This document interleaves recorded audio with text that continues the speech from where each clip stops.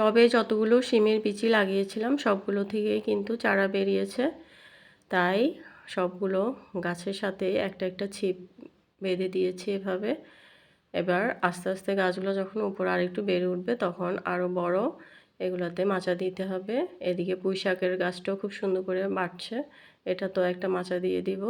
সবাই কেমন আছেন? আসসালামু আলাইকুম। আশা করি সবাই অনেক ভালো আছেন। এরকম 3-4টা টবে কিন্তু কলমি শাকও আছে। কলমি শাকটা প্রায় 1 সপ্তাহ পর পর আমরা তুলে নিলে আমাদের হয়ে যায়। আমরা যেহেতু সদস্য সংখ্যা কম, একটু ভেজে নিলে আমরা এটা আমাদের জন্য দুপুরের খাবারে হয়ে যায়।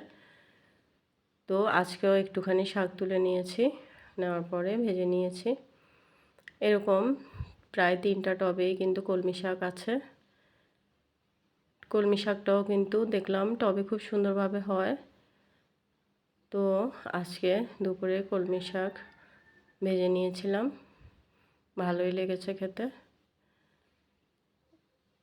সব কিছু যদি মন দিয়ে করা হয় তাহলে কিন্তু খুব সুন্দরভাবেই, যেরকম আমার গাছগুলো হয়েছে, সব কাজ কিন্তু ওইভাবে একটু মন দিয়ে করে নিলে কিন্তু সব কাজই সুন্দরভাবে হয়। তো চেষ্টা করি সব সময় একটু মনোযোগ দিয়ে কাজগুলো করার জন্য।